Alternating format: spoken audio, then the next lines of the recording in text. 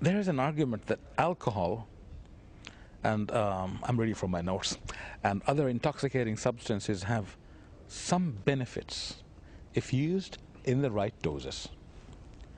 So, is the use of these right doses allowed in Islam? Why not? What you mentioned, that there are some benefits Allah has already mentioned in the Quran, which I quoted to you. Yes. Surah Baqarah chapter 2 verse 219, that in the intoxicant there are benefits and loss, but the loss is more than benefit. For example, today science tells us that beer keeps you warm. So if someone says that I want to have beer to keep myself warm, you can very well have honey. Honey keeps you more warm than beer. But you don't get the kick in the honey what you get in the beer. So they're doing it for the kick, not for keeping themselves warm. So people should not have small excuse for having it. But at the same time, Allah also says in no less than 4 different places. In Surah Baqarah chapter 2 verse number 173, Surah Ma'idah chapter 5 verse number 3, Surah Anam chapter 6 verse 145, and Surah Nail chapter 16 verse 115, that if under compulsion, if you disobey Allah subhanahu wa ta'ala, Allah is Rahman Rahim. That means if your life is in danger, and if alcohol is the only thing that can save you, for that time it becomes permissible. For example, you're going in a boat and you have no food to eat. Fine? And you're hungry for many days, and pork is the only thing available in your boat. So for that time, it becomes permissible to save your life. But the moment you come on shore, it becomes haram for you. So, as a last resort, if you're going to save your life, for that time only it is permissible. And otherwise, to say having the right doses, if someone says that fine, you know, I'm a social drinker, I drink only 1 peg. Every alcoholic, when you try and interview him, he was initially a social drinker, then he becomes an alcoholic. Bas ek jam, isn't it? Yes, he starts as a social drinker. Yeah, I challenge you to meet any social drinker drinking regularly, even for a year, and has not got drunk. And when you drink alcohol, today science tells us there is an inhibitory center in your brain. This inhibitory center is inhibited by the alcohol. So you don't know what you're doing is right or wrong. For example, if you want to go for the call of nature, your inhibitory center will tell you, don't do it here, go to the toilet. Now, when you have alcohol, this inhibitory center is inhibited. So what you do, you don't realize. And that's the time you do things which are not correct, which are illogical. For which you'll regret later. You'll regret later. That's the reason most of the cases of incest, which is a very grave sin, you know, incest is a very grave sin, having sex with someone of your close relatives. Majority are done in the state of intoxicants. And besides that, there are so many diseases you can have with alcohol. Therefore, beloved Prophet ﷺ said, it's mentioned in Ibn Majah, Ram number 3, in the book of intoxicants, chapter number 30, that intoxicant is the mother of all evils. And the beloved Prophet said, anyone who gets intoxicates in large quantity, it's even prohibited in small quantity.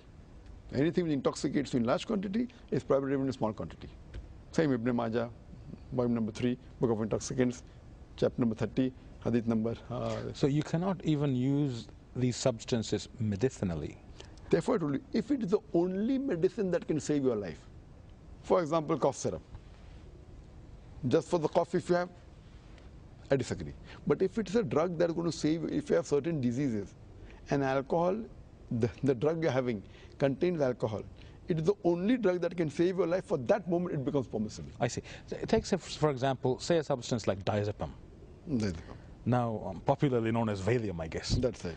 Now, that stuff, Valium, compose. If you take too much of it, then you go high. Of course. But then, there are doctors handing out 1 tablet diazepam per day for certain people.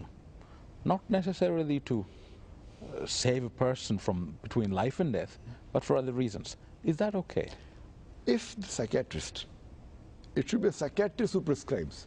Today, where every Tom, Dick and Harry doctor giving, that's not correct. I see. If it's a requirement where you'll be very, very happy to know that in this country, not every Tom and Dick and Harry doctor can prescribe that, or not every pharmacy sells it over the counter. You need double prescriptions and so on, and that is where it comes from. So there, if you know that the disease is such, we have got so much anxiety, which is detrimental to his health, and then the doctor prescribes that was the 5 milligram, the right dose, if it's required, not just, okay, you're feeling uneasiness, okay, have diazepam. So it goes to in a different area, no? So that becomes like a drug.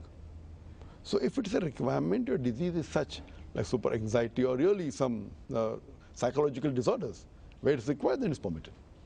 I see. So again, it is a question of life and death when it comes to Life or that. death or something major drawback in your health. A major drawback, not you're feeling warm. Exactly. Oh, sorry, not that you're feeling cold and you want to feel warm.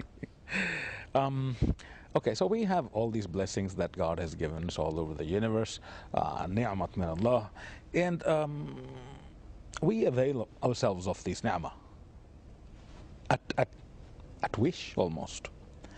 But when we take these blessings from the universe, do we carry with the blessings a certain amount of responsibility, you think? Of course, it is. See, one thing is all these blessings. First, we should be thankful to Allah subhanahu wa ta'ala for Okay. the blessings. My basic question to people, sometimes an average human being may be thankful, okay, if God has given him wealth, so he's thankful. He fails to realize most of the human beings, the basic thing we get is free. The most important thing for life is air. Air, yes. I'm asking you the question, how many human beings thank our Creator Allah subhanahu wa ta'ala for the air He has given us? How many? I doubt whether even 1% of the human beings may have thanked Allah for the air He gives them free. They ignore it. They don't Then even- comes water. Then comes all the, therefore Allah says, then look at the signs of Allah subhanahu wa ta'ala. Which of the favors of thy Lord will you deny? Surah Rahman. فَبِأَيِّ Which of the favors of the Lord will you deny? So here we find that all these are favors. At the same time, we have a responsibility. For example, water is an example. Our beloved Prophet Muhammad said that you should not waste anything. And while doing wudu, even in a running stream of water, you should not waste it. Showing the importance that how well you take care that you should not waste things.